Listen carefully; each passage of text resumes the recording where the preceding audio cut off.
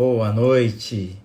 Estamos iniciando o 37º programa Direito em Pauta, nossa 37ª edição, ano 2. E hoje trataremos da função social nos tribunais regionais do trabalho, recebendo com muita alegria, com muita satisfação, a doutora Leila Chevchuk, desembargadora da 2ª Região. Logo, logo ela estará conosco aí. Alfredo Scaff, meu querido amigo Alfredo Scaff, uma das lideranças da advocacia paulista. Muito bem, Scaff, estamos aí acompanhando sua movimentação. Certamente muita coisa acontecerá aí nos próximos dias. Eduardo Scavone, tudo bem, Scavone? Fizemos uma live já. Bem-vindo, meu querido. Rodrigo de Aragão. Hoje é o nosso 37º programa, 37ª edição do programa Direito em Pauta, recebendo uma figura ilustre nos tribunais. Quem advoga na Justiça do Trabalho sabe do que eu estou falando. Doutora Leila, um dos melhores quadros da Justiça do Trabalho, desembargadora desde 2010. Será uma honra bater um papo com ela com relação à função social nos tribunais regionais do trabalho. Agradeço a todos aí que já iniciaram e já estão nos acompanhando. Querido Vanderlei, tudo bem, Vanderlei? Alessandro, Beth, lá do Rio de Janeiro. Logo, logo a gente já chama a nossa convidada, a doutora Leila Chevchuk. É difícil falar o sobrenome dela, eu treinei aqui para não errar, mas importante é que a gente continua com o nosso programa Direito em Pauta, 37ª edição. Eu vou mandar um convite para a doutora Leila, para que ela possa acessar a nossa live e iniciar o nosso assunto de hoje. Um dia especial e um dia que certamente nos trará muito conhecimento.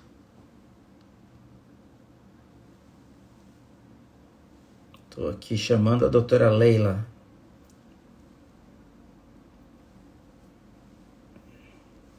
Solicitação. E em breve teremos a doutora Leila conosco.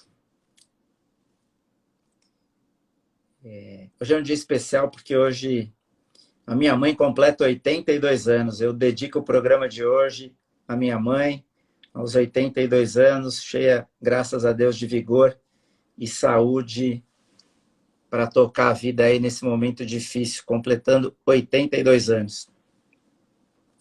A doutora Leila em breve deve estar aí entrando, está aguardando o convite, eu já encaminhei, e em poucos segundos a gente deve tê-la aqui conosco.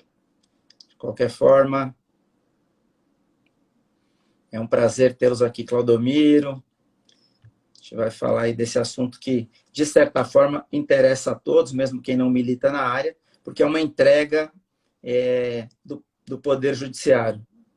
Leila não está conseguindo participar. Vou tentar mandar de outra forma, doutora Leila.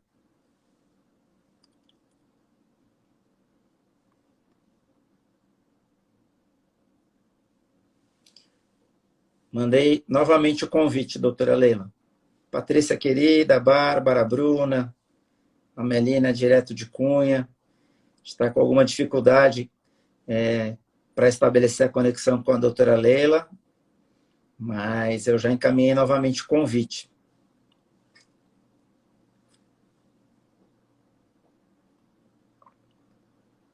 Vamos aguardar um minuto aí, peço a paciência de vocês, essas coisas têm acontecido bastante. Aí, lá veio a solicitação da doutora Leila.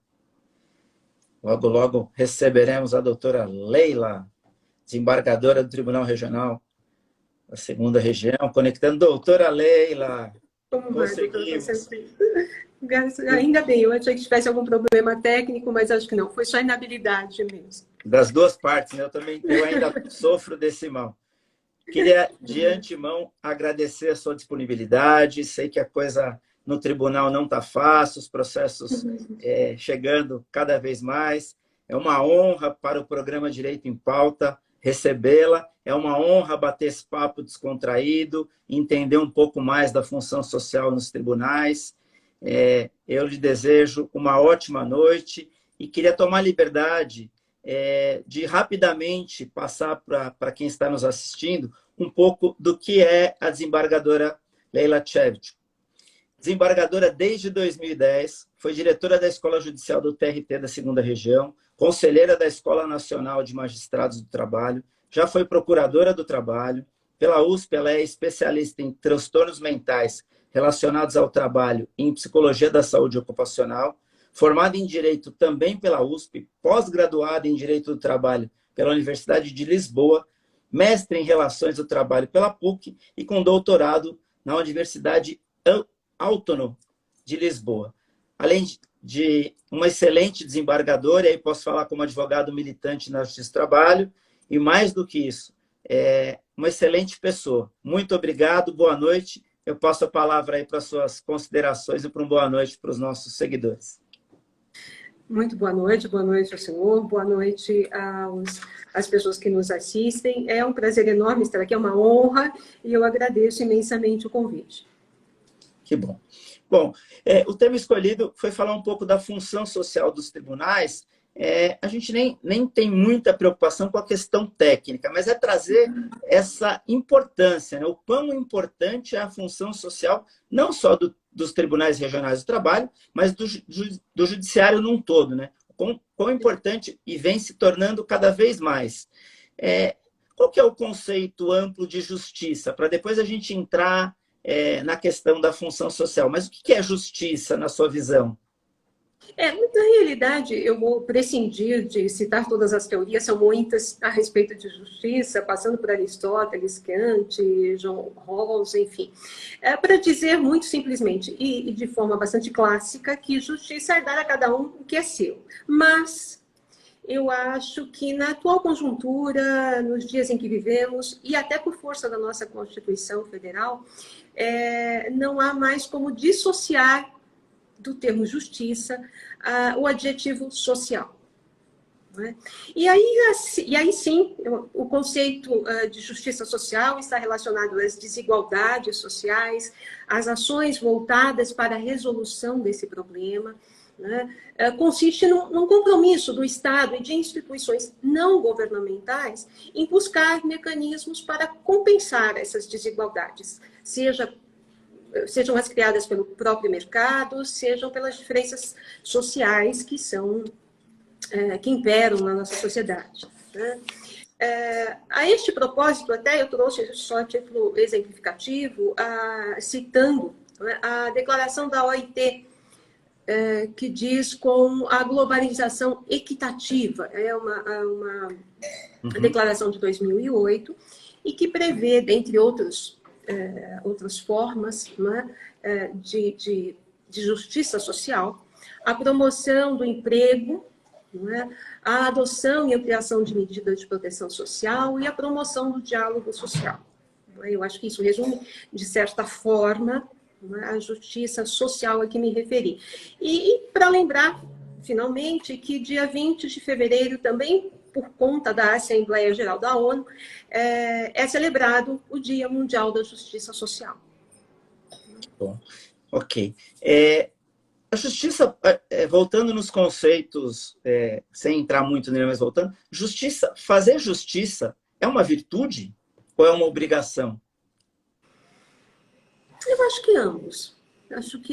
Eu acho que, no nosso caso, especificamente o judiciário, é uma obrigação. Não é? Mas eu acho que para todos nós deve ser uma virtude, né? Deve ser uma preocupação.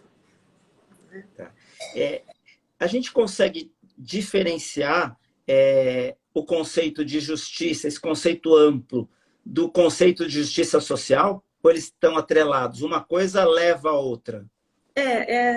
Eu acho que atualmente, né, eles estão atrelados. Eu não consigo dissociar hoje, né, até por conta dos termos da nossa Constituição, dos princípios que não é, que contém um termo do outro.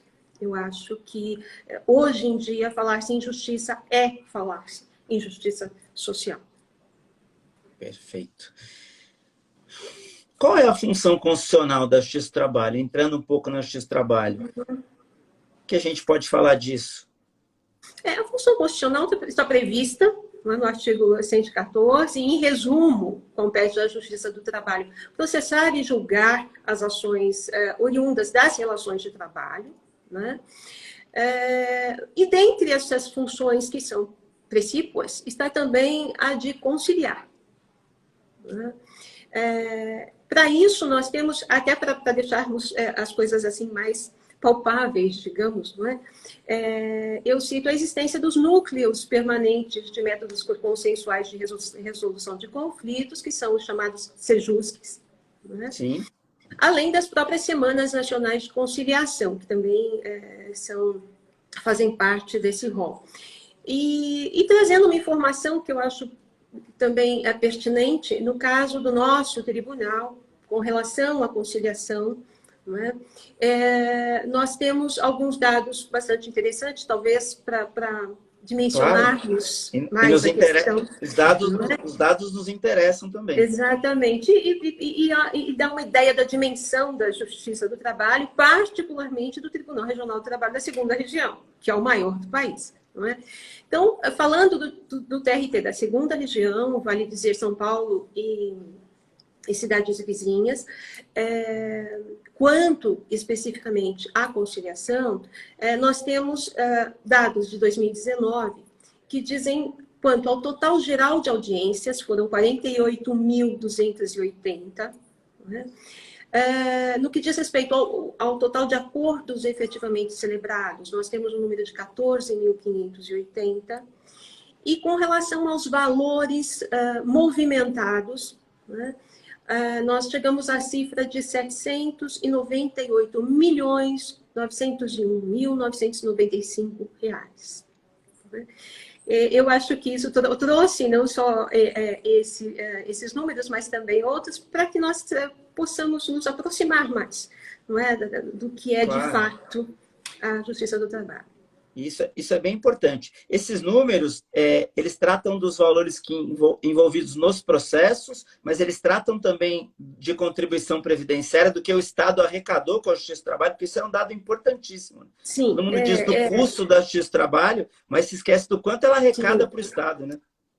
Eu tenho esses dados e também os trouxe, não é? Ia mencioná-los a seguir, mas no primeiro semestre de 2019 foram cerca de 2 milhões de reais, ou melhor, bilhões de reais.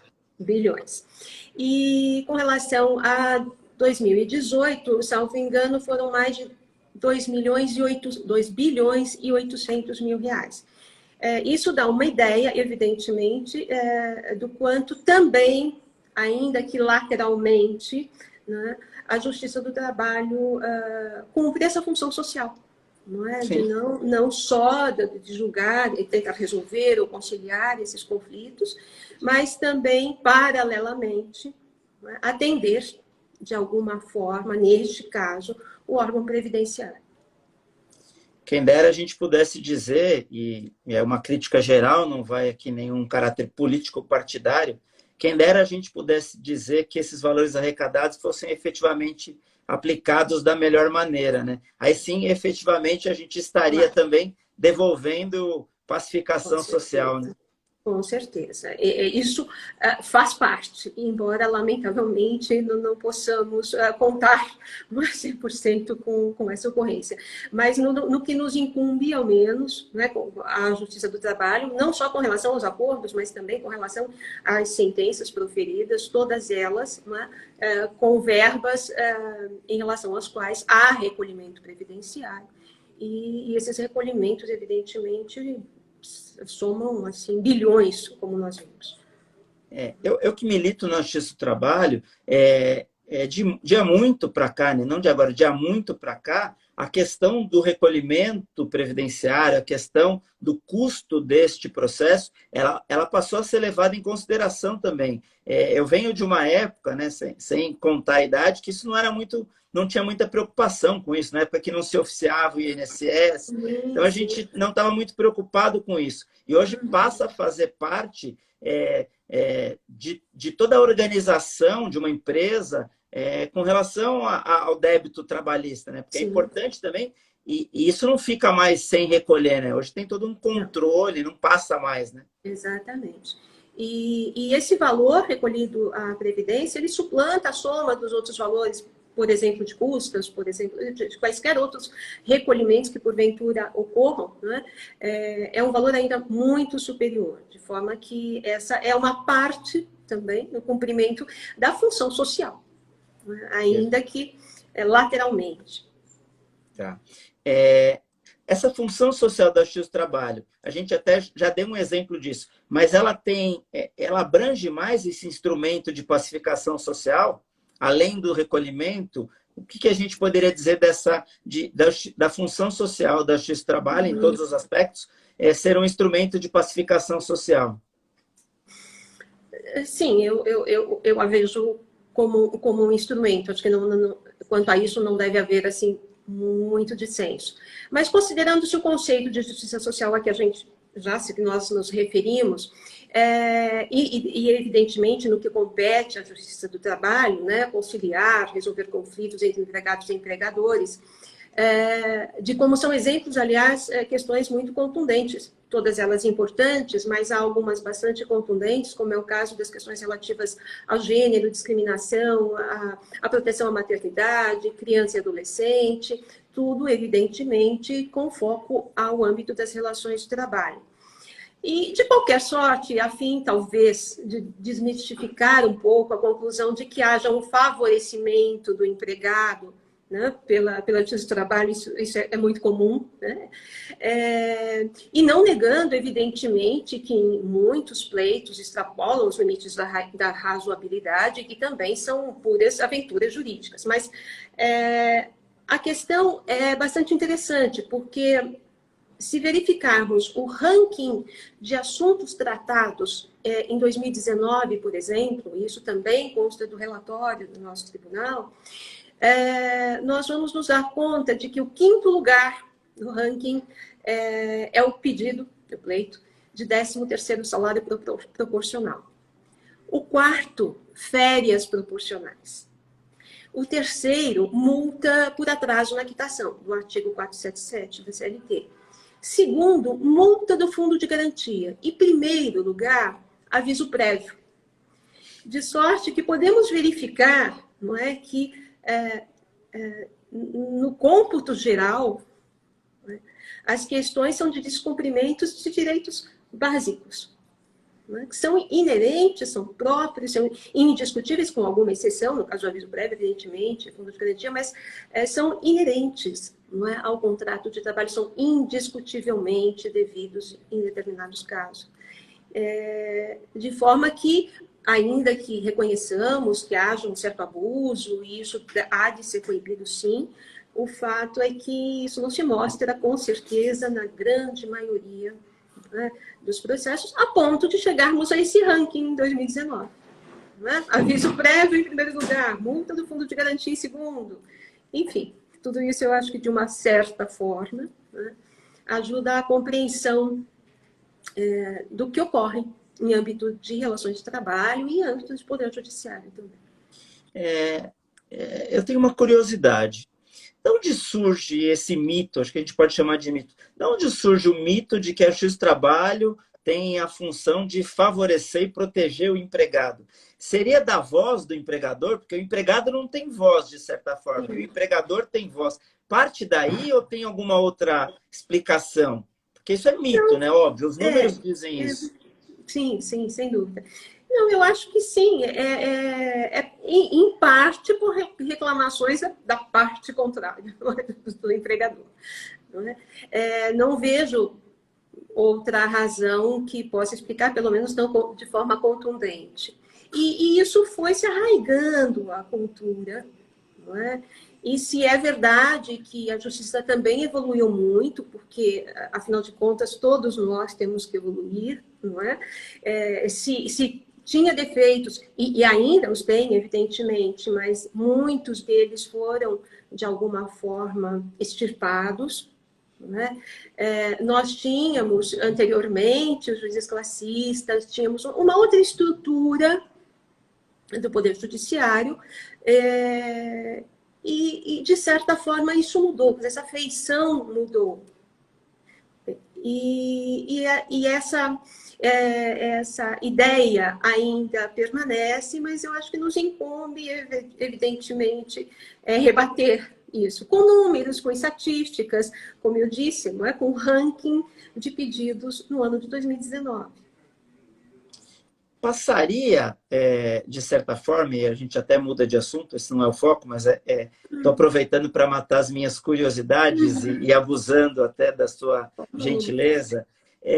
Passaria, a gente, assim, eu como advogado, imaginando que represento a categoria dos advogados e advogadas, esse mito criado passa um pouco pelas aventuras jurídicas de advogados sem escrúpulos, entre aspas? Tô levando ao limite do exemplo. Sim, claro.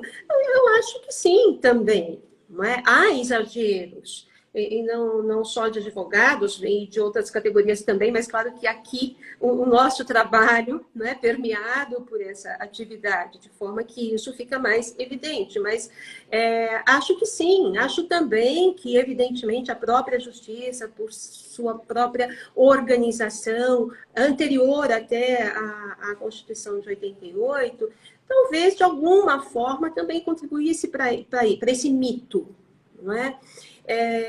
Eu sou suspeita porque fui também servidora, então eu conheço, digamos, a parte administrativa, do funcionamento da parte administrativa.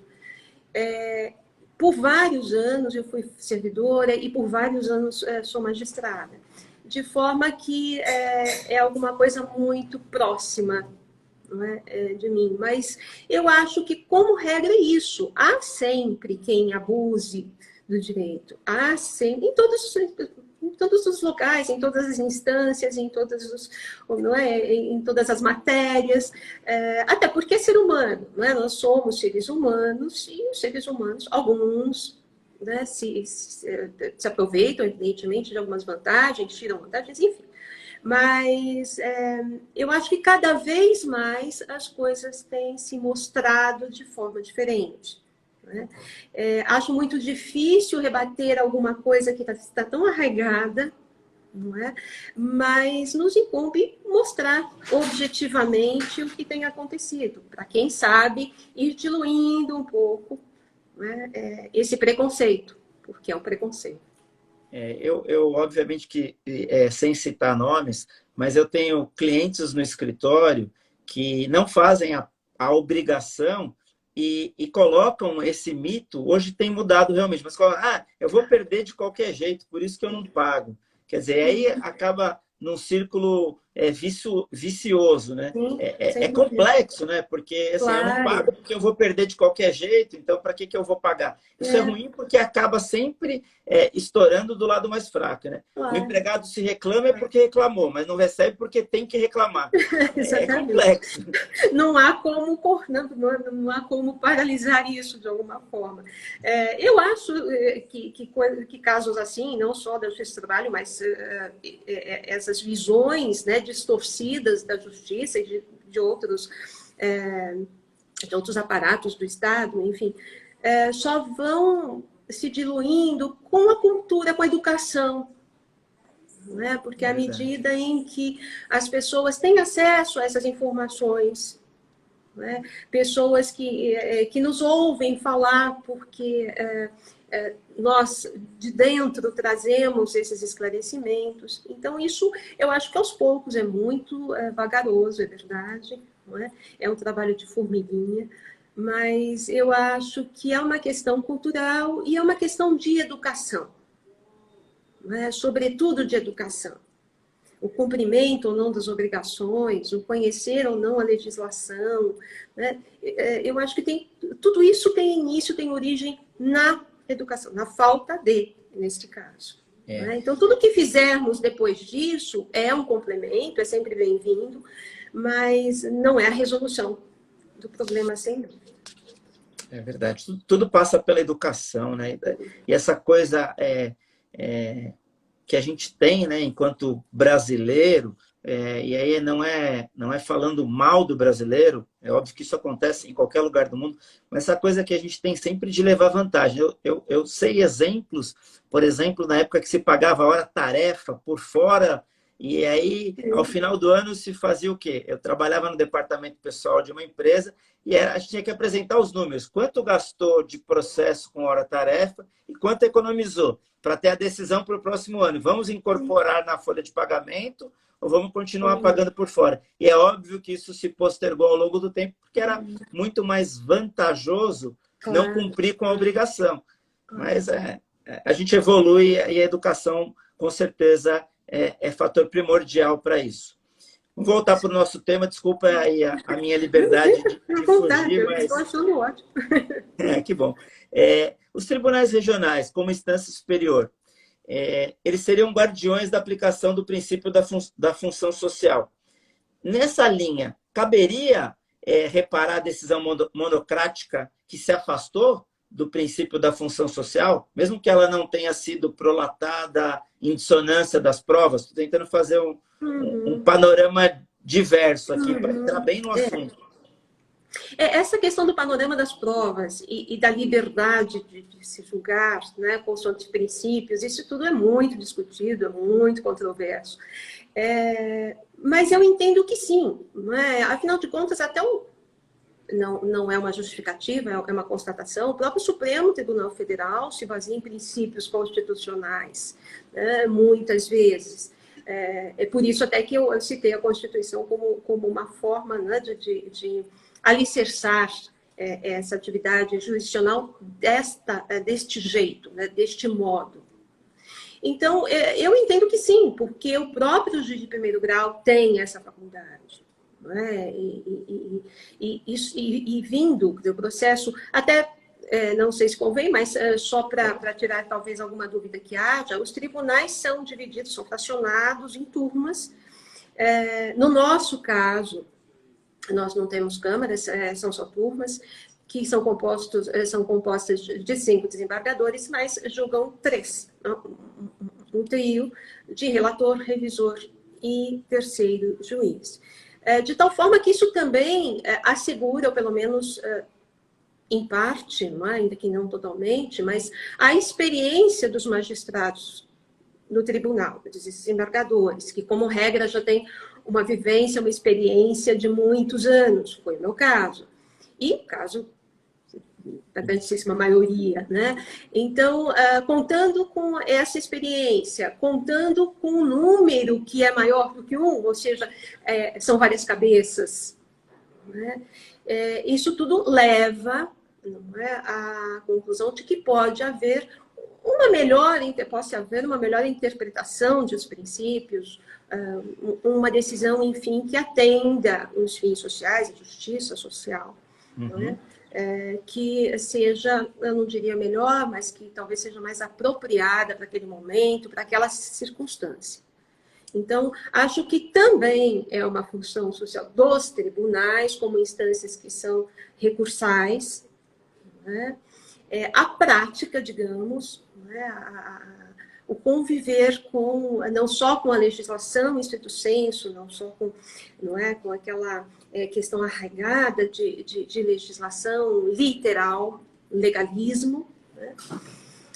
Mas também esse desenvolver, né, de preocupação com a justiça social, né? De tal forma que, então, neste caso, do meu ponto de vista, a resposta a esta questão seria sim. Eu entendo que sim, caberia ao tribunal também, se for o caso, né, reformar eventualmente uma decisão que possa se desviar desse caminho. Perfeito, eu concordo com isso também.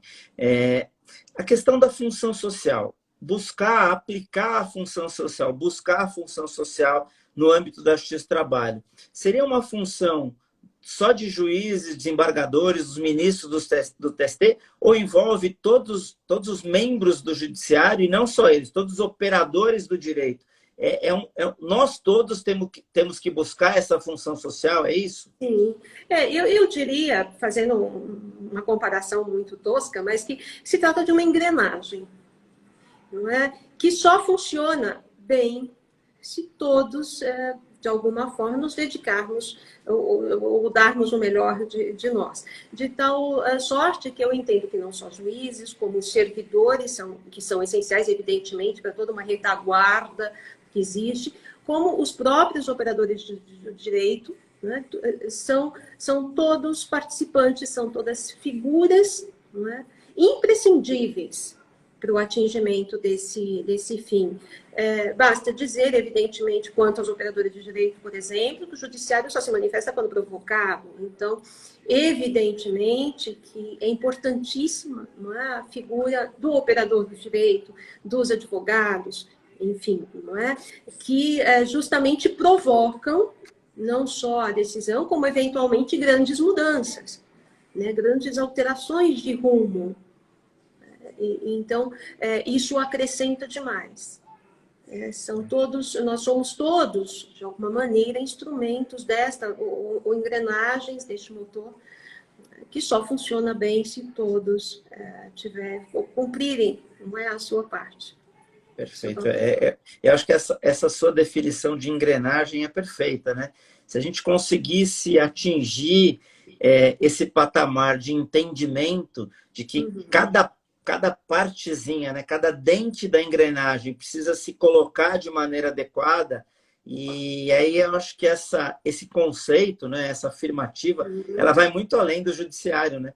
Quem dera a gente vivesse numa sociedade que enxergasse o quão importante é ser parte da engrenagem, né, e fazer a sua parte.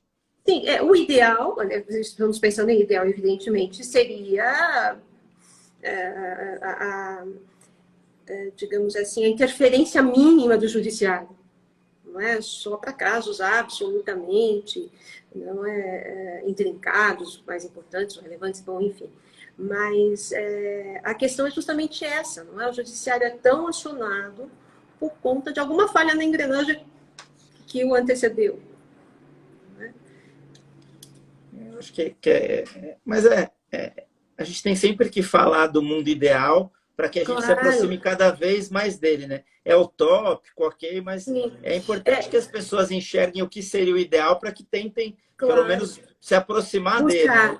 Exato. Eu costumo fazer no paralelo com a verdade, não é? Ainda que nós não saibamos exatamente ou não cheguemos à verdade absoluta, porque nós ouvimos versões, porque nós temos impressões, isso não nos exime de tentar alcançá-lo. Então, é o mesmo raciocínio com relação a esta questão. Perfeito. Bom, vamos lá. O que a gente vai falar? Vamos falar a gente acho que até falou disso, né? Eu formulei uma pergunta aqui para direcionar o nosso bate-papo, mas me parece que ela já foi até respondida, que é a questão do judiciário, do julgador, se ele poderia aplicar os valores decorrentes da justiça social ou se ele deve ficar preso aos parâmetros objetivos do processo. Acho que a gente até que já falou disso, né? Na realidade, desculpe. Não, fica à vontade. Não. Pode falar. Eu acho assim, é sempre oportuno a gente trazer à baila, ainda que tenhamos de alguma forma falado a esse respeito. Vale sempre, né, tornar a falar, porque o valor social do trabalho e a função social da empresa só podem ser corretamente compreendidos na perspectiva pós-positivista, que se pauta na força normativa dos princípios constitucionais, como havia antes dito, embora de outra forma. Né? Na verdade, esse pensamento não é meu, é de Dworkin, enfim, muito resumidamente. Mas, em suma, compreender o valor social do trabalho, a função social da empresa, implica em aceitar que a Constituição da República erigiu o trabalho, daí aquelas digressões que fizemos anteriormente, como substrato, como matéria-prima da justiça social. É um caminho para a emancipação social, para a realização do ser humano. Perfeito. Então, é um complemento, digamos, ao que dissemos anteriormente. Muito se fala em uma tendência de socialização do processo, né? E que isso permitiria ao juiz ir além do legalismo e buscar, de certa forma, a promoção da justiça social. Ou seja, deixar de lado, e a gente não está falando de prova, estou tentando buscar Sim, claro. um entendimento além desse. Sim. O juiz, essa socialização do processo, essa coisa de entregar efetivamente a pacificação social, de entregar a justiça social, de ser instrumento de pacificação, faz algum sentido? Particularmente para mim, sim. Acho que, claro, como já foi alertado anteriormente, nos limites do processo, nos limites da prova, observando-se todos os regramentos processuais, e os regramentos processuais nem sempre nos permitem alguma exacerbação, algumas saídas, não é? Porque são questões que devem ser, sim, cumpridas, porque, afinal de contas, a segurança jurídica depende disso, não é? Mas, isso posto, eu entendo que sim, o direito do trabalho, é o que nós já dissemos, é um instrumento de justiça social, sim. Né? Uma vez que ele é informado de princípios constitucionais que asseguram aos trabalhadores os meios de emancipação social. Né? Então, eu acho que quando começamos a dizer que não dissociamos o adjetivo social da justiça, isso tudo decorre dessa reflexão. Perfeito. Se a gente pensar que uma das principais finalidades da função social do direito do trabalho é essa busca da igualdade entre as partes, essa busca também se dá quando a gente fala de função social, de aplicação da função social, de certa forma, assim, todos os caminhos levam para essa busca de igualdade, para essa entrega em que, falando da justiça do trabalho, eu consigo equilibrar um pouco essa questão do capital e trabalho. Faz parte da justiça do trabalho buscar esse equilíbrio, essa reparação, esse desequilíbrio de forças entre capital e trabalho? Passa por isso? Passa, eu entendo que sim. Afinal de contas, é o que tínhamos dito anteriormente. A justiça social, ela visa a reparação, isso de forma muito pouco técnica, não é? Das desigualdades. Não é? E daí decorre também essa forma, digamos, de apreciação por parte da justiça do trabalho. Vejo assim, efetivamente. Não é? E há demonstração disso, não é? Então, eu acho que nós podemos até citar objetivamente alguns números, por exemplo, por favor, né, da efetividade, né, dessa promoção da função social. Isso é muito importante. Né? Então, em 2019, por exemplo, o CSJD, o Conselho Superior da Justiça do Trabalho, que também emite os relatórios anuais, deu conta, informa que a Justiça do Trabalho recebeu 3.377.004 processos. E julgou mais de 3.500.000, o que significa uma absorção de 105,8%. Ou seja, há sim um déficit, não é? Uma cota de processos ainda a haver, ainda a julgar, mas em 2019, por exemplo, houve uma absorção de boa parte desse déficit, consideremos assim. Não é? Então, os julgamentos foram de 105,8%, então, maiores em números, maiores do que aqueles dos processos que entraram. Os tribunais, os 3 maiores tribunais do Brasil, segunda região, 15ª região e primeira região, respectivamente, São Paulo e cidades vizinhas, Campinas e interior e o Rio de Janeiro, juntos, eles são responsáveis pelo recebimento de mais de 40% do total das ações propostas na Justiça do Trabalho. Para se ter uma ideia, o nosso tribunal da segunda região recebeu em 2019, esses são dados do relatório de 2019, 529.900 ações no ano. Julgou 567, daí essa absorção maior do que, de fato, o número que entrou. Voltando àquela questão, eu ia pontuar justamente que até julho de 2019, a nossa Justiça do Trabalho, arrecadou 1,8 bilhão, né, em favor da Previdência Social, como havia dito, e em 2018, quase 2 bilhões e 800 milhões de reais. Então, isso, de alguma forma, dá conta do tamanho, não é, do gigantismo da Justiça do Trabalho, e isso só ocorre diante da necessidade, da demanda. Afinal de contas, 3 milhões, quase 3 milhões e 400 mil processos em um ano é um número extremamente grande, não é? Quase 530 mil processos dirigidos a apenas um tribunal, que é o caso da segunda região, é um número absurdamente incrível, pelo menos em termos comparativos, não é, com relação a outras justiças ou a outras justiças do trabalho de outros países, enfim, os equivalentes, não é, ao nosso órgão de outros países. Então, eu acho que isso dá bem a ideia da dimensão, né, das coisas. Aí é uma curiosidade minha. Algum país do mundo se aproxima ou a distância é muito grande? Eu não tenho notícia de que algum se aproxime, não é?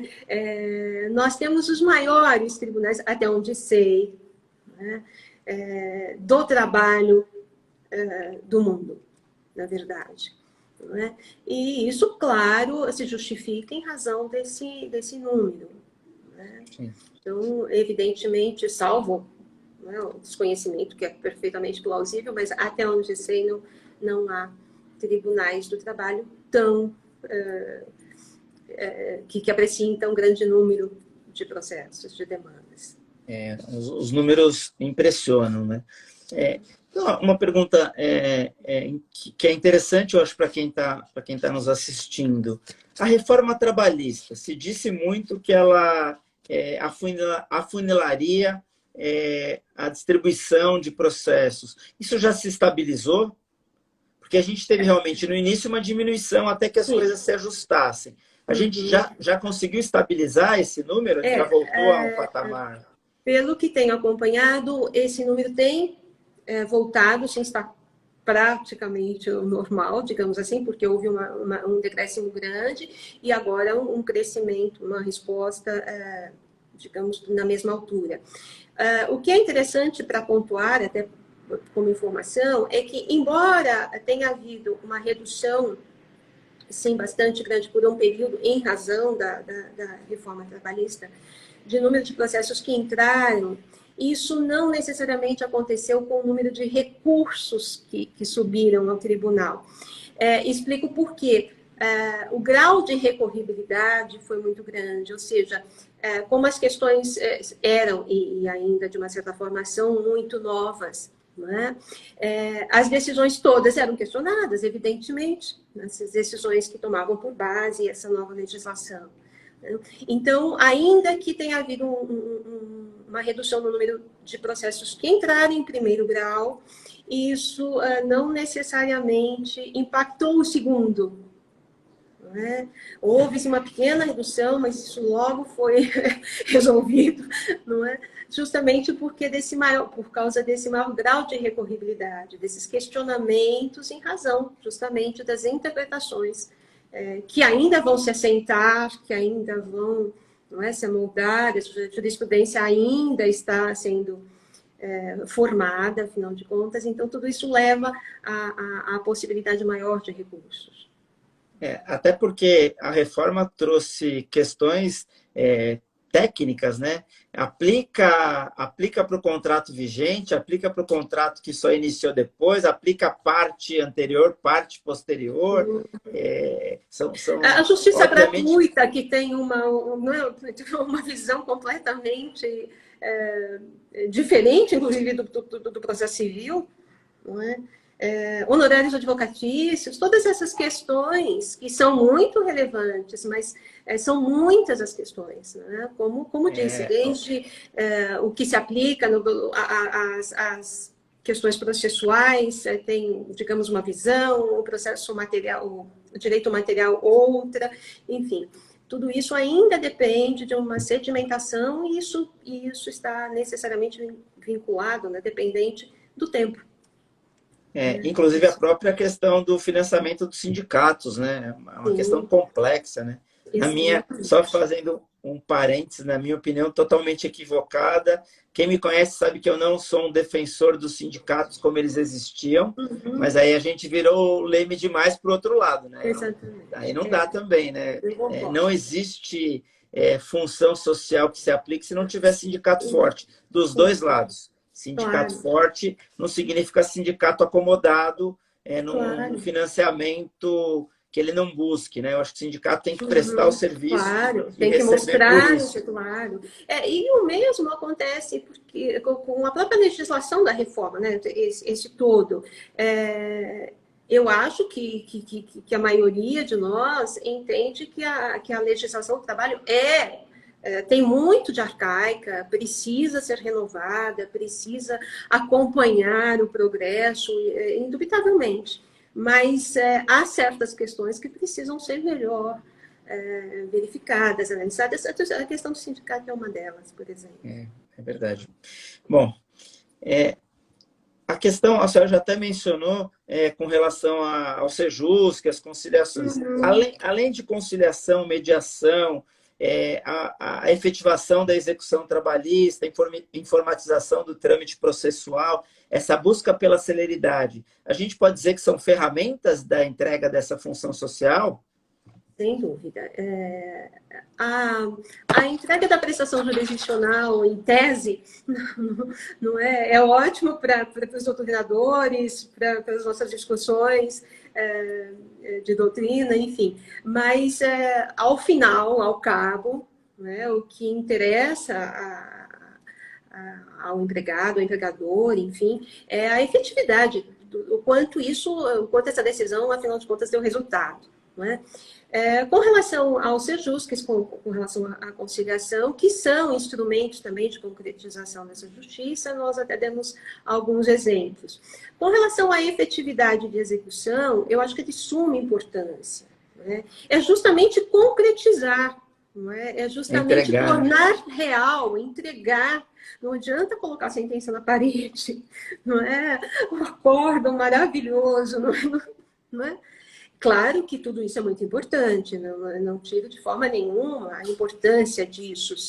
São passos importantíssimos para chegarmos finalmente à concreção da decisão. Mas, evidentemente, o passo importante, o passo final é de realizá-la, de entregá-la propriamente dito. Né? E para isso, eu lembro que nós temos, evidentemente, muito ainda a fazer, mas nós temos instrumentos, não é, que viabilizam essa efetivação da execução, como o caso dos convênios, por exemplo, né, os convênios entre Tribunal e Arispe, Bacenjude, Caged, Infojude, Simba, enfim, há uma enormidade, né, desses convênios, né, que, claro, facilitaram muito a detecção de patrimônio, enfim, a ponto de satisfazer eventualmente a condenação. Então, isso sim é efetividade na execução. Não é? Há as varas especializadas, algumas, como é o caso da vara da VASP, enfim, que tem por objetivo justamente isso. Não é? Perdão, desculpa. Não, pois não, pode continuar. Me perdoa. E quem efetivamente advogou antes dessas ferramentas todas consegue ter a clara noção. Eu percebo que eu já estou há muito tempo no caminho quando eu respondo, quando me vem esse raciocínio. Quem advogou antes dessas ferramentas todas tinha que mandar um empregado, às vezes, ir lá na porta da empresa para tentar anotar a placa do carro. Exatamente. Quem viveu isso Melhorava-se, sabe. não é? E também é da minha época, é claro que sim. Linhas telefônicas, enfim, os mais variados bens, e nesse contexto, não é? De repente, o próprio reclamante, eventualmente o seu procurador, enfim, ir à busca, não é? De tudo isso, com nenhum instrumento, basicamente, né? E esses instrumentos são extremamente úteis, né? Não são enfim, não esgotamos a forma, temos muito a melhorar com relação à efetividade de execução, né? Há ainda um grande número, um grande percentual de processos que não redundaram na satisfação do julgado, mas melhorou muito. Eu acho que nos últimos anos as coisas estão... a questão das novas tecnologias, né, pelas quais eu também sou uma apaixonada, mas, enfim, também nos ajudam, se bem utilizadas, evidentemente, nos ajudam muito nesse aspecto. A gente até tem uma pergunta, foram várias, aí eu peço desculpas de não ter conseguido fazer, mas a gente tem uma pergunta do querido doutor Otero, que ele diz o seguinte: como estão os tribunais do trabalho diante dos novos programas e instrumentos proporcionados pelo avanço da tecnologia e do uso da inteligência artificial? Como que o tribunal se prepara para isso? Utiliza inteligência artificial também? Não sei se ele fala com a questão da utilização pelos advogados ou se o próprio tribunal utilizaria. Mas acho que a gente pode ir nessa linha, né? Sim, eu acho extremamente importante, do meu ponto de vista, não é, que nós nos aproximemos de toda a tecnologia, porque ela nos ajudará em muito. Agora, há grandes cuidados, há grandes riscos que nós precisamos, antes de mais nada, tentar aplacar. Né? Os tribunais, propriamente dito, tem alguns com algumas, digamos, com algumas experiências um pouco mais avançadas. O caso, se eu não estou enganada, do Paraná, que já tem uma inteligência artificial que, de alguma forma, facilita os atos burocráticos e repetitivos, não é? Mas não é a regra. Os tribunais demoraram, como de resto toda a máquina administrativa, estatal, isso tudo passa por questões outras, não é? Que não só a vontade de fazer. Não é? A vontade de fazer é muito grande, mas nem sempre a ela correspondem os instrumentos, enfim, as possibilidades. Mas, particularmente, eu acho que é inexorável, na verdade. Acho que nós não podemos, ainda que nós não gostemos, não é o meu caso, mas ainda que tenhamos uma série de restrições, uma série de senões, não há como aplacar, não há como não seguir este caminho de desenvolvimento, que pode ser, do meu ponto de vista, extremamente útil. Eu concordo. Com todas, claro, com todas as cautelas, né? Nós sabemos, nós acompanhamos as notícias, mas com todas as cautelas que isso exige, principalmente, de um poder, como é o caso do judiciário, né? E todos os cuidados que isso acaba por atrair. Mas eu sou uma defensora, enfim. E há quem não seja, né? Há quem entenda que, enfim, nem o notebook é muito bem-vindo em que pese. Agora, ter que ser, não é? Porque nós trabalhamos em casa, não há como. Mas há essa... Né? Acho até que por conta não tenho certeza, né? Por conta da experiência mais vasta, do número de anos em que trabalhamos, isso de alguma forma significa algum tipo de preconceito até. Né? O que nós não entendemos, nós rechaçamos. É verdade. Então, essa questão. Mas eu sou uma defensora assim, desse... Isso me fez lembrar que a minha primeira petição inicial foi na máquina de escrever. Quando funcionária também, tudo era, não é, a base de máquina de escrever. Eu datilografava as sentenças dos juízes na época. Né? Para mim foi uma escola maravilhosa. Sim, sim, mas Maravilhosa. se abolir o computador, eu não consigo trabalhar mais, né? É Mas impossível. agora não há como, Não tem, não não há. volta, né? Nós sentamos e choramos, é a única coisa que dá para fazer, Verdade. não é?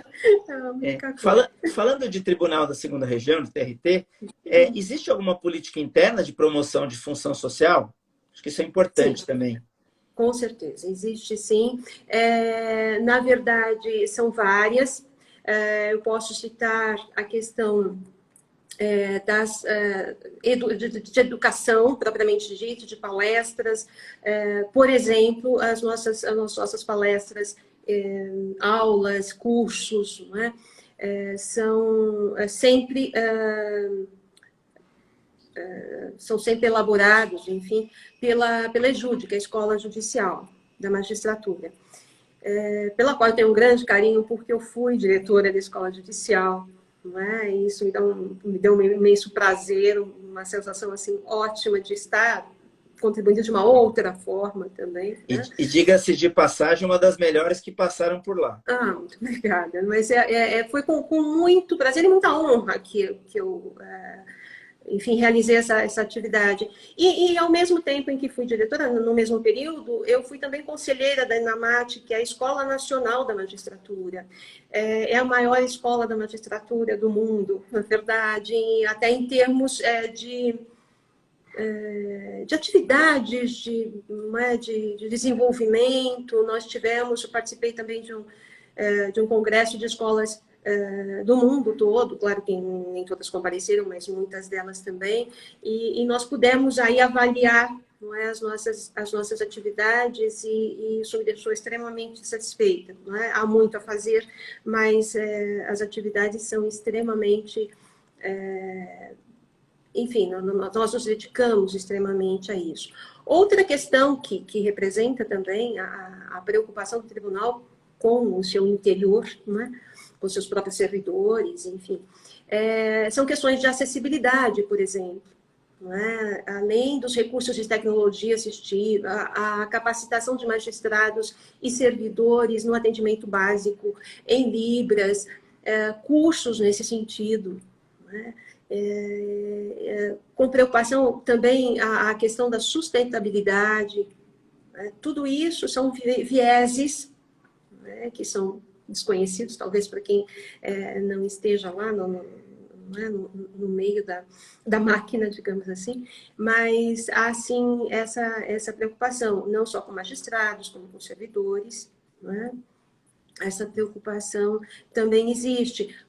Estive vendo hoje mesmo uma notícia de um curso sobre saúde mental e física dos servidores, né? Legal. Que é extremamente interessante. Saúde mental também é uma área de que eu gosto muito, não é? Uma coisa que um interesse, é muito interessante, né? Então isso me deixa assim, de uma certa forma, muito satisfeita, né? Com essa preocupação, né?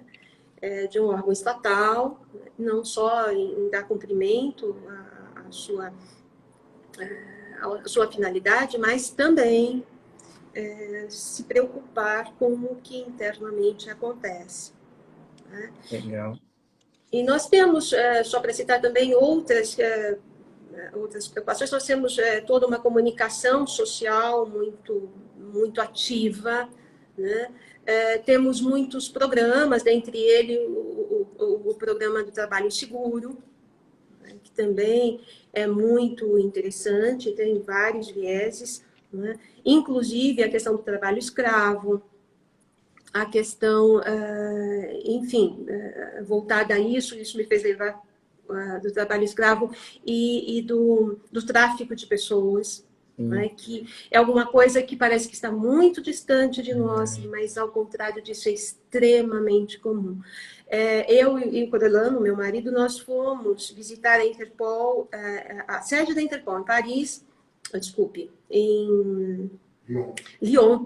Paris era a anterior sede, agora é Lyon. E depois participamos também de um evento exclusivamente sobre tráfico de pessoas na Argentina, em Buenos Aires, também promovido pela Interpol. E é impressionante, né? Os números são absolutamente assustadores. Essa questão do tráfico, seja para trabalho escravo, seja para prostituição, seja de crianças, enfim, tudo isso não parece, mas está muito ao nosso redor, está muito próximo. Sim. Então, essa também é um viés de preocupação. Que bom saber disso, que orgulho e que alegria de militar na Justiça do Trabalho. E acho que é importante fazer um registro aqui, não é nem uma pergunta, é um registro, que a Justiça do Trabalho é o único ramo do Poder Judiciário que tem 100% do sistema idêntico, né? Todas as varas, todos os tribunais, o TST, utilizam o mesmo sistema. Parece que isso não significa muito, mas para quem advoga, a gente lá no escritório que advoga não só em um tribunal, e advoga também na área civil, é absurdo, né? Os sistemas não se conversam. Então, para baixar um processo civil no Tribunal do Rio de Janeiro, é uma ferramenta, é uma forma. E a Justiça do Trabalho tem essa vantagem, né? Não sei, pelo menos o dado que eu tenho é que é o único ramo, o único tribunal, que é o Tribunal do Trabalho, né? A Justiça do Trabalho, que tem um único sistema em todas as varas do trabalho, os tribunais regionais. É isso mesmo, né? Essa minha informação está correta, né? É onde sei, eu não conheço outros ramos que trabalhem desta forma. Eu acho que sim, isso é o mínimo, não é que se espera, até por uma questão de democratização, chamemos assim, não é? De um acesso mais fácil, enfim. Eu acho que, apesar de saber, todos nós sabemos das dificuldades que às vezes o nosso sistema apresenta, e eu digo, talvez como um consolo, que isso não abarca só os senhores advogados, mas todos nós, não é? Às vezes eu estou tentando terminar algum voto e o sistema, cara, hoje está com problema. Enfim. É claro que tudo isso, do ponto de vista técnico, vai aos poucos sendo solucionado, não é? Então, mas em que pese tudo isso, em que pese esse sistema ainda requerer uma modernização, enfim, uma atualização muito grande, ainda assim eu entendo que isso facilita muito. Para quem vive do lado de cá, é importantíssimo. A gente já está se aproximando do final. Eu vou fazer mais duas perguntas. Tem um movimento um boato, um movimento, não sei nem como chamar isso, da extinção da Justiça do Trabalho. Que a Justiça do Trabalho não seria importante, da extinção. Qual que é a sua opinião com relação a isso? É que eu acho tão absurdo que eu nem sei se precisaria fazer essa pergunta, mas é só para ficar marcada a posição. Eu acho que se a extinção da Justiça do Trabalho significasse a extinção dos conflitos trabalhistas, talvez isso fizesse algum sentido. Mas o fato é que extinguir a Justiça do Trabalho não significa extinguir, não é, todas as questões, todos os conflitos com relação ao trabalho. De forma que eu acho, do meu ponto de vista, impensável, ainda que fosse como um acréscimo, digamos, a um outro ramo, como também já se pensou, não é? De fundir-se Justiça do Trabalho e Justiça Federal. O que seria ainda pior, porque a Justiça do Trabalho, quer por conta da sua especialização, quer por conta das suas proporções, encamparia completamente qualquer outro ramo do judiciário. E isso não traria, do meu ponto de vista, nenhuma vantagem, nenhum benefício. Né? Acho que, tal como tudo, não é, nós também precisamos nos atualizar, todos nós precisamos, na medida do possível, enfim, aplacar os problemas, mas a extinção da Justiça do Trabalho, pelo menos ao meu ver, não faz parte, não deveria fazer parte. Não faz nenhum sentido. Não. Mais duas perguntas, a gente encerra. Eu queria tomar a liberdade de lhe pedir um conselho como desembargadora, professora, palestrante, apaixonada pela Justiça do Trabalho, apaixonada pelo direito digital, brilhante em tudo que faz, e a gente assiste aqui de longe e fala isso sem nenhuma necessidade de jogar confete, mas porque realmente é a verdade. Quem conhece o seu trabalho, quem conhece os seus votos, quem conheceu a sua atuação ao longo desse caminho na Justiça do Trabalho, sabe que eu não teria necessidade nenhuma de jogar confete. Diante desse gabarito todo, qual seria um conselho para o jovem advogado, para quem ainda está na faculdade ou para quem já se formou e quer adentrar na magistratura? Tem algum conselho? Não sei se é um conselho, mas talvez o Uma que dica? decorre da minha própria experiência, né? Digamos assim, que afinal de contas é uma experiência de vida. Eu acho que são essenciais a vontade, né? Uma vontade imensa, né? O que não prescinde da vocação, evidentemente, porque às vezes vê-se o cargo só como um cargo que e eventualmente o que representa. Isso não é bom. A questão é querer, é ter vontade e ter a vocação. E, de outro lado, uma imensa dedicação. Do meu ponto de vista e pela minha experiência, eu, na realidade, me esforcei muito para estudar, eu estudei sozinha, eu acabei entrando na Faculdade de Lago de São Francisco. A minha família era uma família de poucas posses, então não foi uma questão fácil, né? Depois de formada, durante o curso eu já queria ser magistrada, eu só não tinha ainda muita certeza de qual ramo a que me levaria. Depois de definir pela magistratura do trabalho, eu estudei muito sozinha e acabei passando em 3 concursos, na verdade, não é? Da Procuradoria, que não era o meu objetivo, mas que, de qualquer forma, claro, é muito atuante. Eu acabei tomando posse na Procuradoria, fiquei, acho que 1 ou 2 meses na Procuradoria do Trabalho. Depois, eu passei também na 15ª Região, né? Mas eu não queria a 15ª Região, eu queria ficar em São Paulo, né? Isso foi, assim, quase que concomitantemente, mas claro que os concursos são diferentes, então um começa, né, acaba dando posse antes, outros não. Então, o meu percurso foi esse, né, do Ministério Público do Trabalho, 2 meses na 15ª Região, e depois aqui, 2ª Região. Fui chamada na 2ª Região, que era o meu objetivo final, né? Permaneci vários anos no 1º grau e em 2010 passei a compor o tribunal efetivamente. Então, assim, pela minha experiência, a questão não é só, mas a vontade, a dedicação são essenciais. Perfeito. Para finalizar, que mensagem nesse momento tão difícil, né, de pandemia, a gente aí vivendo isso como a gente nunca pensou antes, como imaginou que pudesse viver. A gente sai melhor como ser humano dessa pandemia? Eu já vou antecipar, até para ele deixar bem à vontade para a resposta. Eu entendo que não. Eu, infelizmente, entendo que a maior parte do ser humano não vai sair melhor. Haja vista a questão de furar fila na vacina e outras tantas, de desviar dinheiro de respirador, e exemplos não faltam. Então, a minha visão pessoal é que, infelizmente, com raras exceções, a gente não sai melhor do que a gente entrou na pandemia. E aí eu queria tomar liberdade, já que a gente está aí extrapolando o tema, de saber qual que é a sua opinião. Quem sabe eu me convença do contrário, porque eu queria. Eu não sei se eu vou convencê-lo, porque eu não sei se é exatamente o contrário, mas eu acho que a pandemia e esse confinamento tem causado muitos efeitos, né? Especialmente na nossa saúde mental. Como eu sou voltada para isso, é alguma coisa em que eu presto bastante atenção. Então, as crises de pânico, ansiedade, o confronto com a morte, né, foram alguns deles.